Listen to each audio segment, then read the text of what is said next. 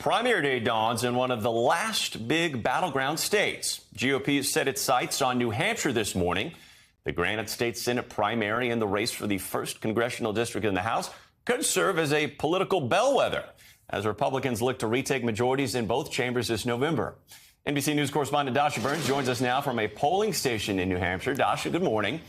Walk us through the importance being placed on this particular Senate primary race and the platforms the two GOP candidates, Don Bolduc and Chuck Morse, have been running on so far. Hey, Morgan, good morning. Well, as you know, this entire primary season, we've really been eyeing those Senate races. There's such a battle between Democrats and Republicans. Democrats trying to hold on to control of the Senate. Republicans trying to flip some seats and defend some seats. This seat is one that they are trying to flip. This might be one of the more vulnerable Democratic incumbents, Senator Maggie Hassan, and Republicans are trying to take that seat. The two frontrunners are kind of representative of what we've been seeing throughout this primary season, Morgan. You've got a more moderate, more traditional Republican and State Senator Chuck Morse, and he's got the establishment really behind him. The Republican governor has endorsed him. He's got Republican PACs and fundraising arms behind him, a lot of money flowing into that campaign. Then you've got retired Brigadier General Don Bolduc, who has the sort of MAGA energy behind him. He's really been able to win over those hardcore conservative Republicans, the Trumpier Republicans with his more further right ideologies, his platforms.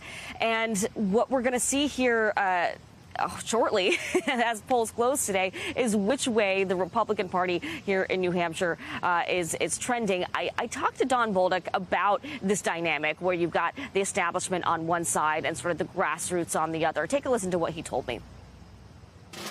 What do you make of the fact that so many of those sort of more traditional Republicans have lined up behind your opponent? That we're winning, that we're a threat to the establishment, that we're a threat to the status quo, that we're a threat to the existence of what they put in place at the expense of Granite Staters and the people of this country.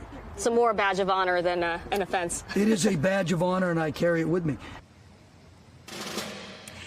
And of course, for the Republican Party, the concern has been electability. Who will be the better candidate in the general election? As you know, Morgan, campaigning in a primary, quite different than trying to broaden out that voter support to more moderate and unaffiliated voters, of which there are a lot here in New Hampshire.